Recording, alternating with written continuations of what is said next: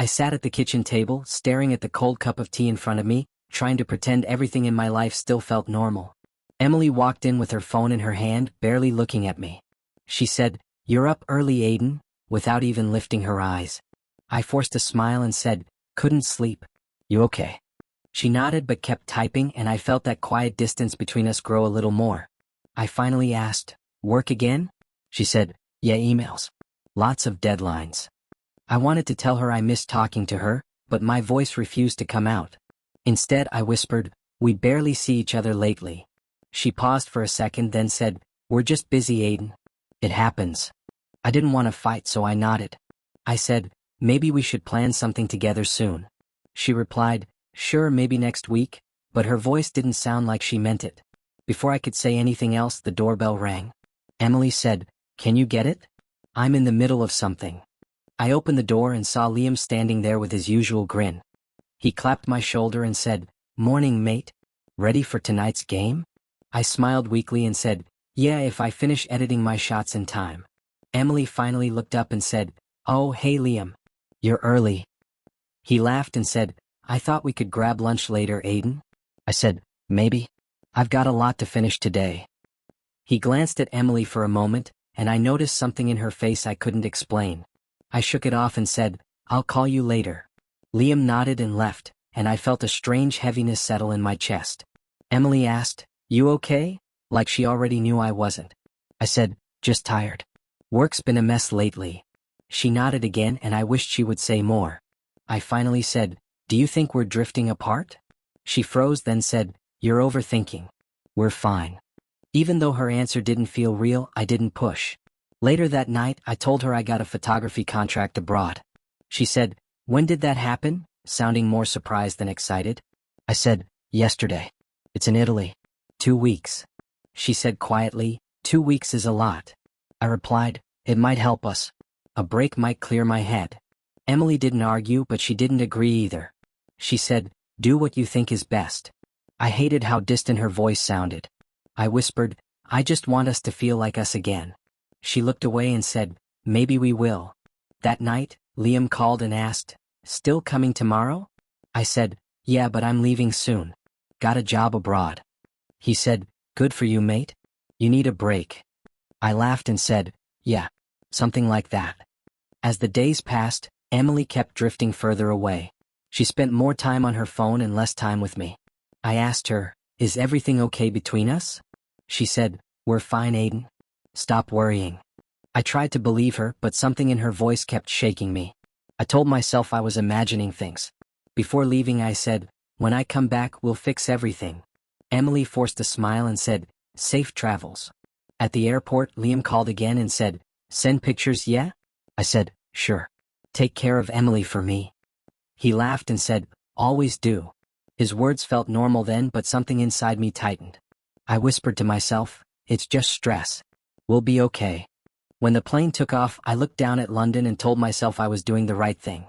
I had no idea I was flying away from a life that was already falling apart. I leaned back in my seat and closed my eyes, trying to picture Emily smiling like she used to.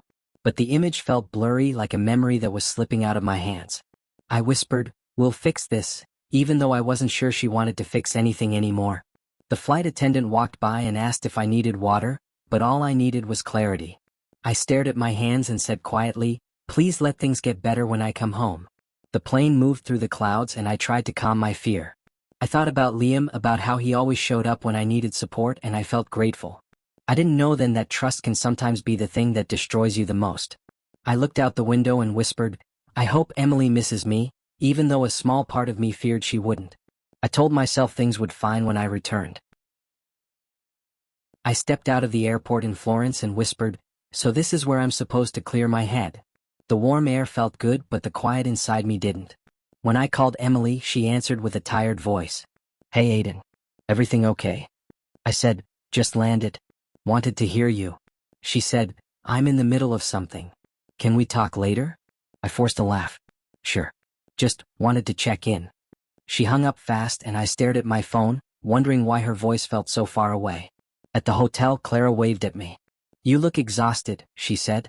I smiled and said, "Long flight." She raised a brow. "No, that's not a flight face. My life is a mess face. I let out a breath. Maybe a little. She laughed softly. Come on. Dinner. You need food. At the restaurant she asked, so, wife trouble? I swallowed hard. I don't know. Emily's been distant. Clara leaned forward. Did something happen? I shook my head. Nothing big. We just drifted. She said, people drift when they stop talking. Have you told her how you feel? I answered, tried. She says everything is fine. Clara looked unconvinced. And do you believe her? I whispered, I want to. Later, while we walked back, she said, you don't seem like someone who gives up easily. I replied, I'm trying not to. She bumped my shoulder lightly. Good. Fighting for someone you love is brave. I smiled at the kindness in her voice. Thanks. I needed that. Back in my room, I tried calling Emily again. She answered after a long pause. Aiden, can we talk tomorrow? I said, I just wanted to hear you. 2 minutes. She sighed. I'm tired, okay? I said softly, I miss you. She didn't answer for a few seconds. Good night, Aiden. When she hung up, my chest felt hollow. The next morning at the photo shoot, Clara said, rough night. I replied, she barely spoke to me. Clara frowned. That's not normal. I whispered, I know. She said, want to talk? I shook my head. If I talk, I'll start imagining things. She said, sometimes imagining means noticing. Her words stuck with me longer than I expected. During lunch, she asked, when was the last time she asked about your work? I thought for a moment. While, I admitted. Clara said, and you still think everything is okay? I looked down. I'm scared to think otherwise. She nodded slowly. Fear makes us blind. Walking by the river later, she said, you're holding something heavy. I said, I just want to fix my marriage. She replied, then talk honestly when you get home. I nodded. Yeah, I will. She gave a small smile. Good. Because pretending won't save anything. I whispered, I know. That night, alone in the hotel room, I stared at old photos of Emily and me. I said to myself, we used to laugh like idiots. I remembered her hugging me after my first exhibition, telling me she was proud. I remembered her falling asleep on my shoulder during late-night edits. Those memories felt like someone else's life now. I tried calling again. No answer. I whispered, please just talk to me. But the silence on the other end felt heavier than anything Clara had pointed out. The next day, while we prepared equipment for another shoot, Clara glanced at me and said, you're checking your phone every 2 minutes. I nodded. She still hasn't replied. Clara asked, and what will you do if she doesn't? I sighed. I'll keep trying. I can't just stop caring. She looked at me with gentle eyes. Caring is good. But hurting alone isn't. Her words stung more than they should have. During the evening ride back to the hotel, she said, you know you're allowed to need someone too. I looked out at the lights and whispered, I just want my wife back. Saying it out loud made the fear inside me grow even louder. I was wandering through the quiet streets of Florence, pretending I wasn't avoiding my own thoughts, when my phone vibrated in my pocket. I didn't recognize the number at first, but when I answered and heard the shaky voice on the other end, my steps froze. Beta, it's me. Mrs. Patel, she said softly. I blinked at the glowing street lamps. Mrs. Patel? Is everything all right? No, yes. I don't know. She hesitated so long I thought the call had dropped. Are you busy? You sound far away. I'm in Florence for work, I replied, my throat tightening. But I'm free. What happened? She inhaled sharply, and the sound carried a weight that made my chest tense. I wasn't sure if I should say anything. I kept telling myself it wasn't my place. Please just tell me, I said. Whatever it is. Another long pause. I've seen someone entering your house at night. More than once. My heart slammed against my ribs. What do you mean someone? Who? It looked like Liam, she whispered. I wasn't certain the first time, but last night I saw him clearly. He used your side door, the one near the kitchen. I gripped the cold railing beside me. Are you sure? I wouldn't call you if I wasn't. I thought maybe he was helping Emily with something. But he came late. Very late. My mouth tasted bitter. How late? Almost midnight, she said. Both times. The world around me blurred. I stared at the cobblestones, but they didn't feel real. Mrs. Patel, thank you for telling me, I managed. I don't know what to say. I hope I'm mistaken, she murmured. I truly hope so. Emily always smiled when she talked about you. I swallowed hard. I'll handle it. Please don't worry. Call me if you need anything, Beta, she added before hanging up. I stood there, breathing unevenly like someone had punched the air out of my lungs. My mind raced through every moment of the past few months. Emily turning away from my touch. Her sudden late nights. Her clipped sentences. Liam showing up with excuses that never matched the situations. I whispered to myself, no, she wouldn't. But the words felt fragile. I opened my contacts and tapped Emily's name. The phone rang once, twice, 3 times. She answered with a sigh. You're calling late. I needed to talk to you, I said, my voice trembling. Something happened.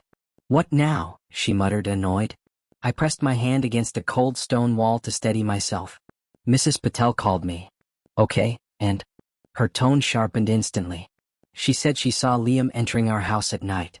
There was silence, heavy, thick, dangerous. That's ridiculous, she snapped. Why would he be there?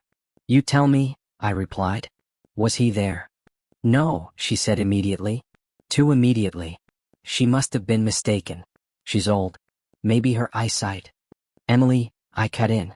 Answer me properly. Her voice rose. Why are you accusing me because of some old woman's gossip? Do you even hear yourself? I'm asking a question, I said. Just answer honestly. You don't trust me, she said flatly. I'm trying to understand what's happening. What's happening is that you're far away, stressed, and imagining things, she said. You always do this when you travel. That's not fair. No, what's not fair is you assuming I'm doing something behind your back, she said. Liam comes by sometimes to help with the repairs you left unfinished. That's it. Repairs? I asked. At midnight? She exhaled sharply. I don't remember what time it was. Emily, please don't lie. Her tone hardened. I'm done with this conversation. Believe whatever you want. Emily. But the line had already gone dead. I lowered the phone slowly, feeling my pulse hammering in my ears. The night around me felt colder, as if Florence itself had shifted away. I whispered, why are you lying to me? I walked without direction, past shuttered shops and quiet piazzas. My mind kept replaying her voice, sharp, defensive, rehearsed. Like she'd already practiced the words. Like she knew this moment would come. I muttered to myself, she's hiding something. She has to be. But each time I said it, the truth felt heavier. I stopped at a small bridge overlooking the river. The reflections of the city lights shimmered on the water, but all I could see was Emily turning away from me the last time I held her. I remembered her saying she was just tired, but now the memory twisted painfully. I called her again. Straight to voicemail. I texted her, we need to talk. Please. No reply. My hands shook as I typed another, I love you. I just want the truth. Still nothing. I leaned on the railing, staring at the dark water. Why didn't you just tell me? I whispered. Why make me feel crazy? I wasn't sure how long I stood there before my phone buzzed again. My heart leaped, but it was just Clara texting about tomorrow's shoot. I typed back a short reply, unable to say anything more. I walked back to my hotel, each step heavier than the last. Inside my room, I dropped onto the bed, staring at the ceiling like it might offer answers. My mind churned. Was I blind? Was I losing her long before this? Did she stop loving me quietly without saying a word? I turned on my side and pressed my hand to my forehead. I just want my wife back, I whispered into the empty room. But the silence that followed felt like an answer I wasn't ready to face. I landed in London earlier than planned, dragging my suitcase through the terminal while rehearsing what I'd say to Emily. When I stepped out into the cold air, I muttered, breathe, though the knot in my chest made it difficult. The ride home felt longer than usual, every streetlight flickering like a warning. When I unlocked the front door, I whispered, act normal, but the moment I stepped inside, something felt wrong.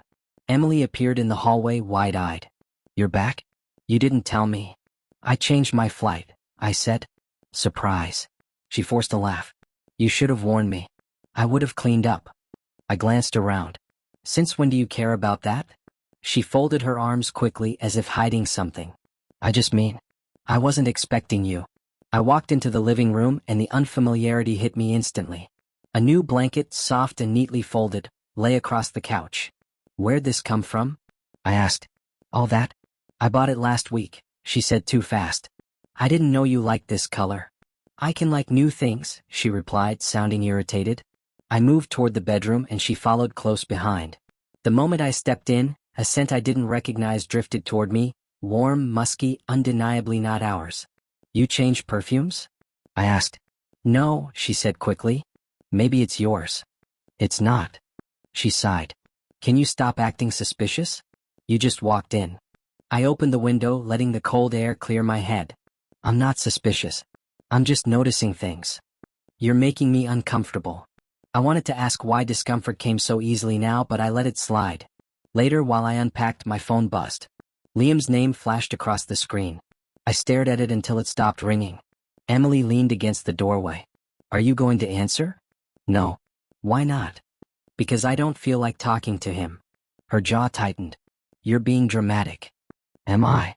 I asked. She walked off without answering. The house felt colder than before, filled with tension that settled into every room. I tried to act normal, asking about her week, but her replies were short, clipped, impatient. That night, while she showered, I walked into the kitchen to get water. 2 wine glasses sat in the sink. One had lipstick on the rim. Emily never wore lipstick at home. I touched the glass gently and whispered, "Who was here?" I heard the bathroom door open, so I stepped away quickly. When she entered the kitchen, I said, "You had wine?" "Yeah," she replied. "With who?" "Just me," she said sharply. I didn't push. I nodded and walked past her, pretending I believed it. But the truth pressed against my ribs like something sharp.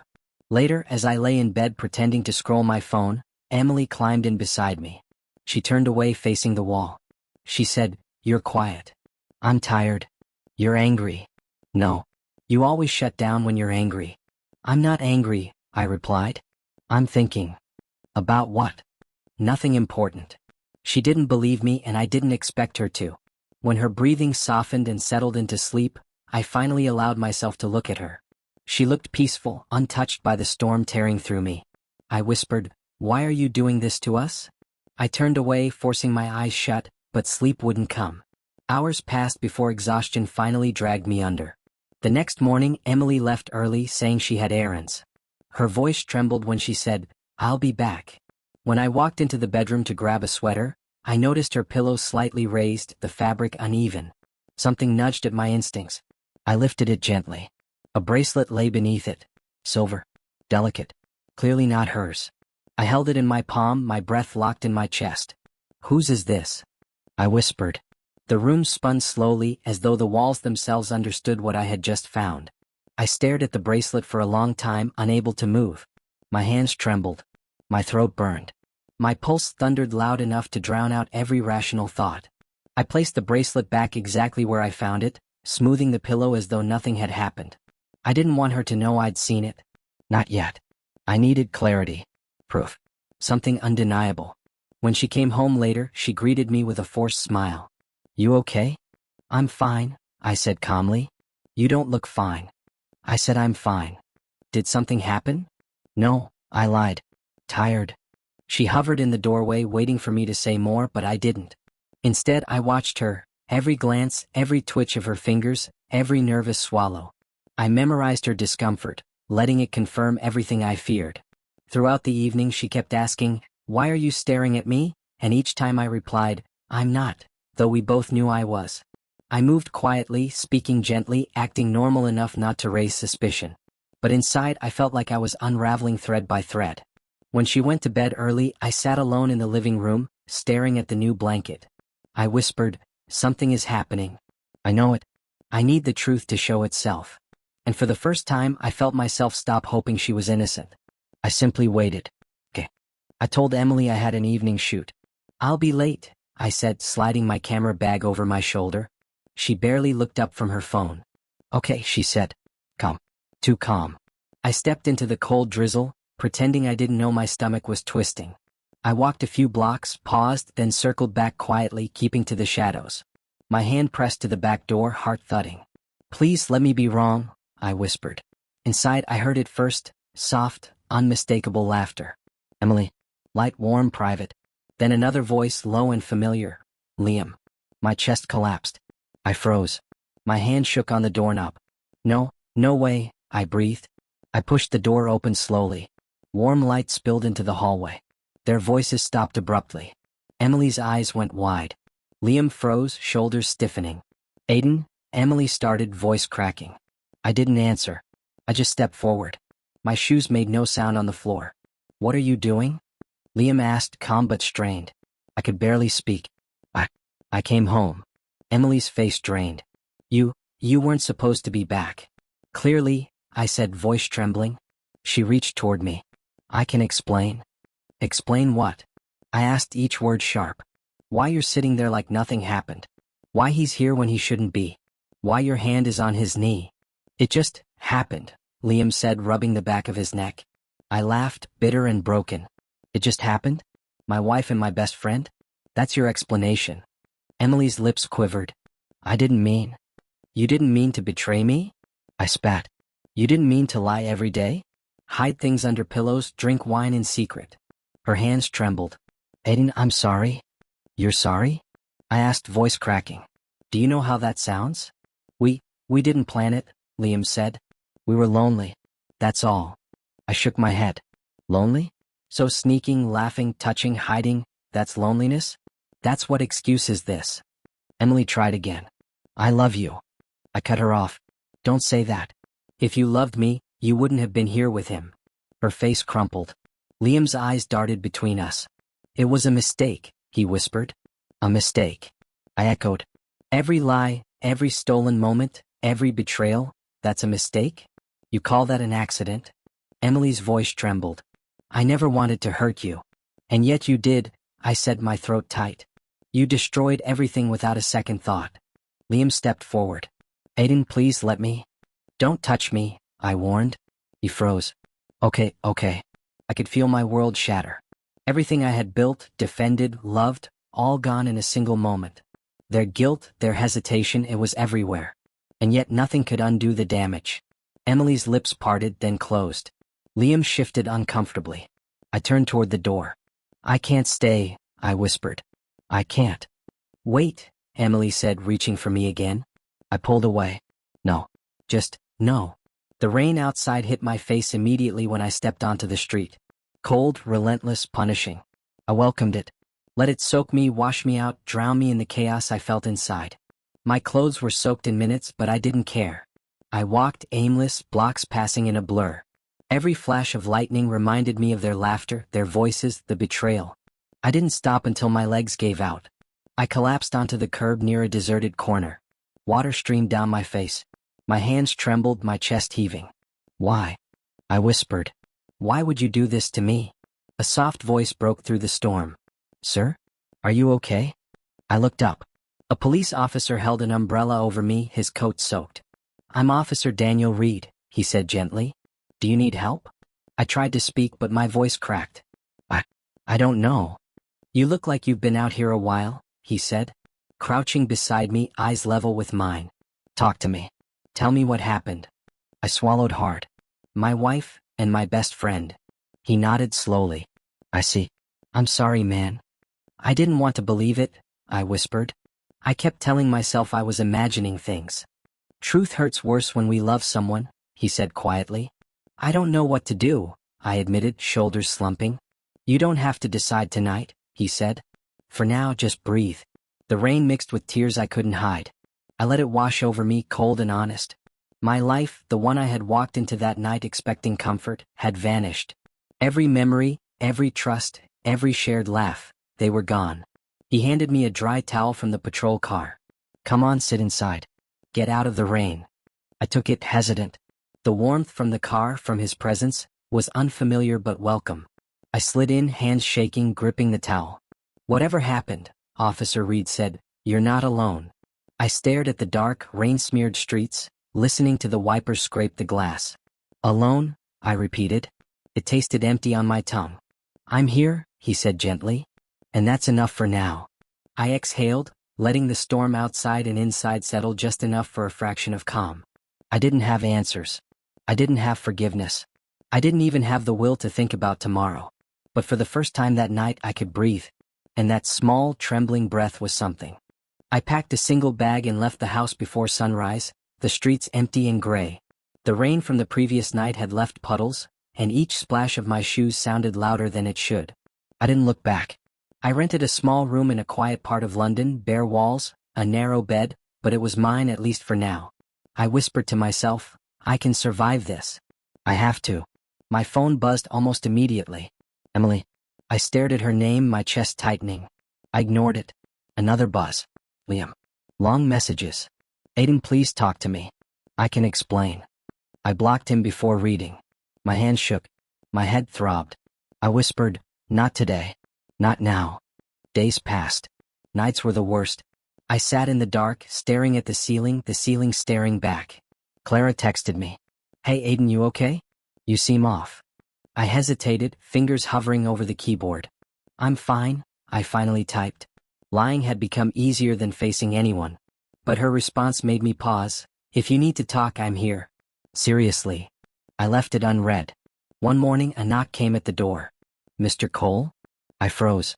Daniel Reed, the voice said. Can I come in? I let him in. Officer Daniel. His presence felt safe, like a lighthouse in the storm I'd become. You're checking up on me? I asked quietly. I wanted to make sure you're okay, he said, stepping inside and sitting on the edge of the bed. I can't fix what happened, but I can listen. I shook my head. I don't even know if I want to talk. You might not, and that's fine. But sometimes saying it out loud helps. I stayed silent, listening to the faint hum of traffic outside. It all feels poisonous, I admitted finally. Every memory, every laugh, every little thing I thought was mine, gone. Daniel nodded. Healing isn't instant. It's a process. You can take it one day at a time. That's all anyone can ask. I exhaled a long, shaky breath. One day at a time. Right. That night I barely slept. My mind replayed everything. The betrayal, their laughter, the bracelet under the pillow. My heart raced. I grabbed my pillow, pressed it to my face, whispered, I can't. I can't. Clara's message popped up again. Aiden, call me. Please. I'm worried. I stared at the phone. No, I whispered, tossing it onto the bed. Silence returned. Days bled into nights. I couldn't eat much. I couldn't focus on work. Every thought spiraled back to them. Panic attacks came without warning, heart hammering, chest tightening, hands trembling. I whispered to the empty room, I'm losing it. I can't breathe. Finally, I called my parents. Mom? Dad? I can't stay here. Victoria's voice shook instantly. Oh, Aiden, my baby, what happened? I can't explain everything, Mom. But I need support. I feel broken. Henry's voice, steady and grounding, said, We'll help you. You're not alone, son. Come home even for a short while. We'll fix what we can. Victoria cried softly over the phone. I should have been there. I should have known. No, Mom, I said, voice catching. This is mine to handle. I just need you. A few hours later, I was at their house.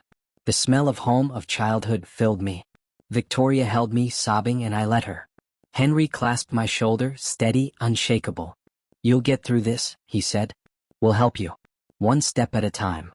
I stayed in my old room that night, the walls familiar, yet different because I wasn't the same person who had left. I'm scared, I admitted into the dark. Henry sat beside me. It's okay. Being scared doesn't make you weak. It makes you human. Clara called again the next day. I didn't answer, but later I typed a short message. I'm alive. Thanks for checking. She replied almost immediately, that's enough for now. Anytime you're ready to talk, I'm here. At night, sleep came in fragments.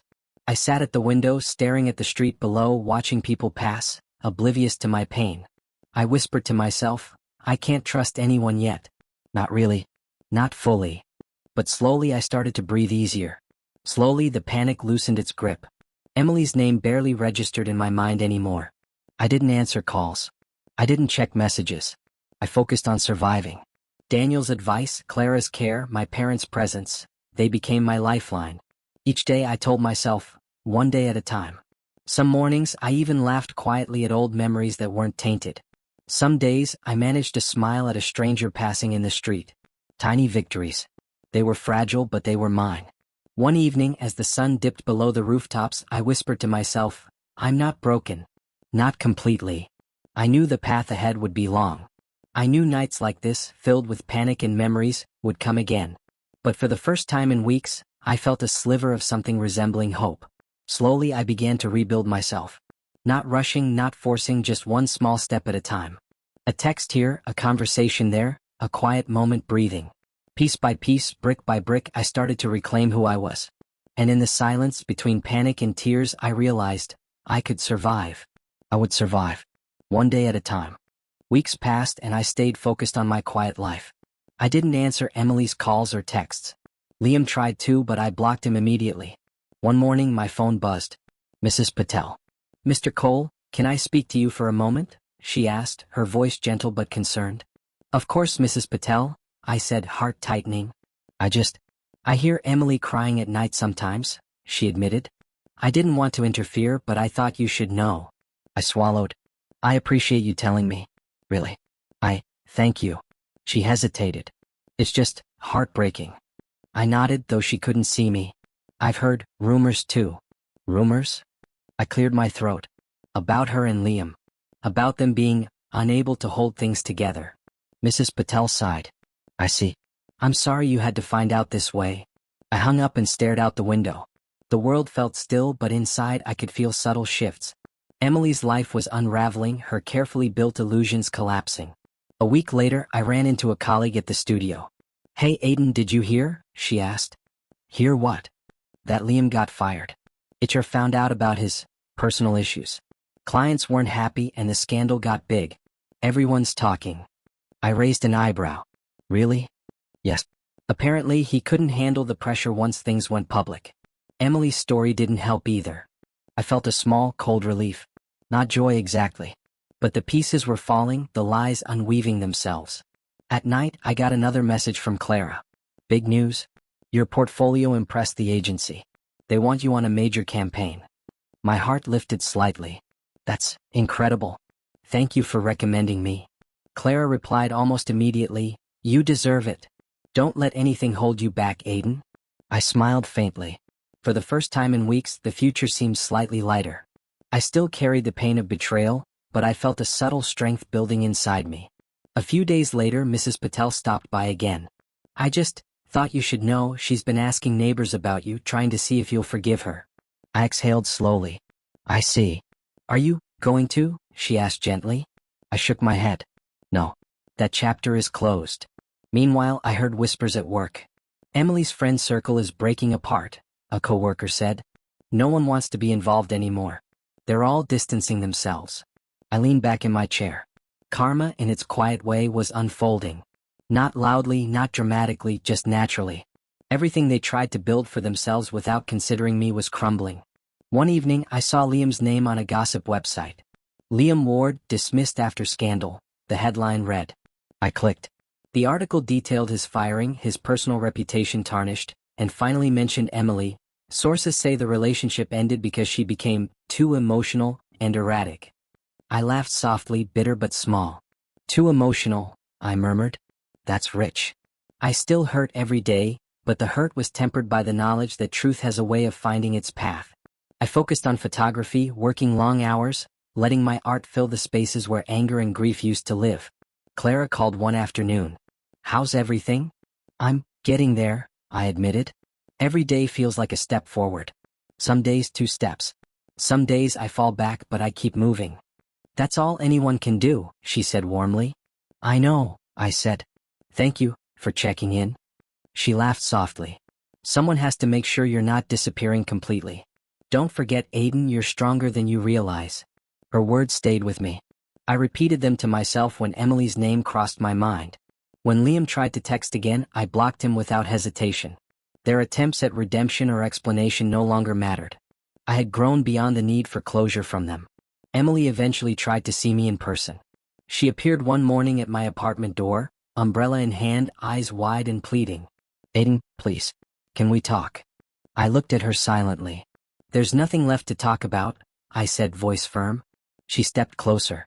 I made a mistake. I shook my head. No. You made choices. You don't get to rewrite them now. Tears welled in her eyes.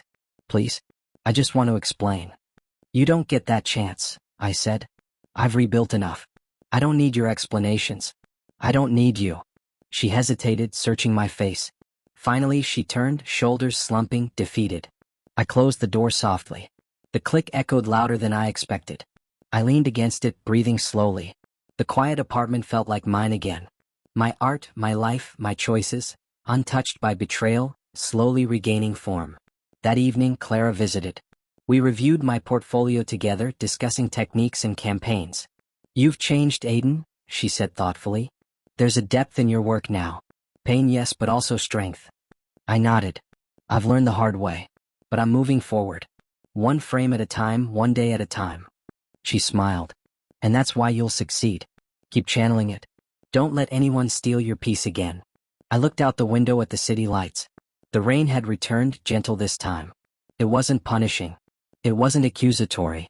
It was cleansing. I whispered to myself, I'm still hurting, but I'm stronger. They're falling, and I'm rising. The night stretched on, filled with quiet determination. Karma had spoken softly, naturally, and I didn't need to cheer or watch it unfold with glee. Its justice had arrived. I had survived, I had rebuilt, and my life, though still fragile, was mine again. And for the first time in months I felt peace, not complete, not perfect, but enough to breathe, to create, to live. The gallery was buzzing softly, the chatter of people admiring my photographs filling the room. I stood near the corner, pretending to check a piece of artwork, though my chest thumped like it wanted to break free.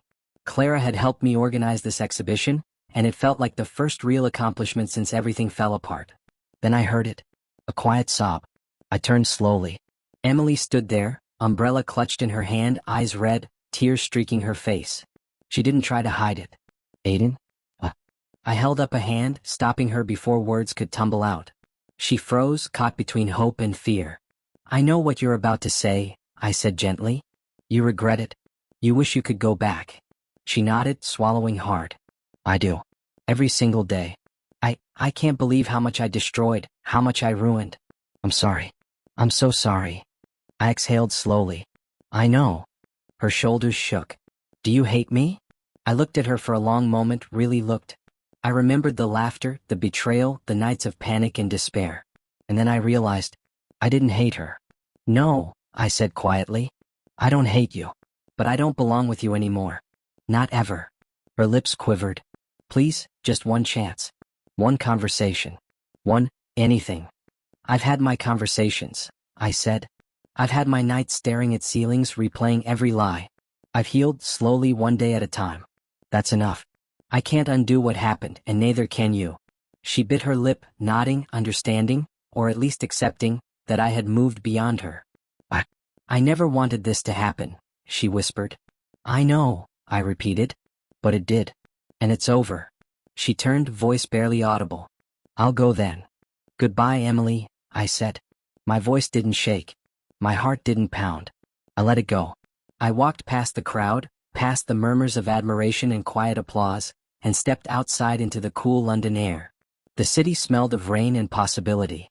I inhaled deeply, and for the first time in months, I felt something I hadn't felt in ages: peace. My chest didn't ache. My hands didn't tremble. My mind wasn't a storm. It was quiet. Free. I wandered toward the river, letting the sound of the water calm me further. Footsteps echoed behind me and I turned slightly. Clara fell into step beside me, smiling softly.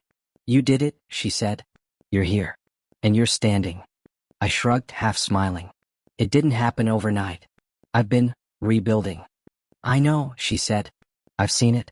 You're stronger than before. And wiser too. We walked in silence for a moment, listening to the gentle lapping of the river against the banks. The city lights reflected on the water, golden and shimmering. I realized that I hadn't noticed beauty like this in months, not since betrayal had clouded every corner of my life. Do you feel free? Clara asked finally. I nodded. Yes, free. Not angry, not vengeful. Just alive. I finally let go of everything I thought I couldn't live without. Including her. She smiled softly. That's brave. I think betrayal doesn't destroy you, I said after a pause. It pushes you toward the life you were meant to live. I just had to survive first. And now I can start building something new. Clara looked at me, eyes warm. And you won't do it alone. You know that. I chuckled quietly. I know. I've had enough solitude to understand the value of people who actually care. You're worth it, Aiden, she said gently. Don't forget that. We stopped by the railing overlooking the river. I leaned against it, breathing in the cool, crisp air. For months, I felt like my life had been ripped from me, I admitted. But now it feels like it's mine again. And I can decide what to do with it. Good, Clara said softly. Because the best is yet to come. I looked at her, this kind, steady presence who had been there in small, meaningful ways without ever pressuring me. Maybe it is, I said quietly. We walked along the riverbank talking about photography, life, and all the little things that had been forgotten. Every word felt lighter than it would have months ago. Every laugh was a small victory, a reclaiming of myself. I felt my chest expand with something new, hope.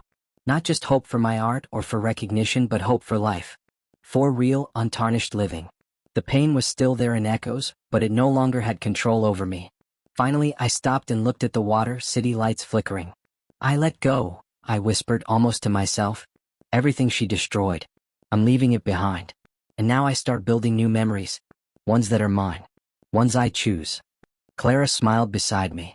And I'll be here for the parts you want to share. I exhaled slowly, letting the night air fill my lungs. For the first time in months, I felt light. Free. Full. And for the first time in a long time, I believed in beginnings again.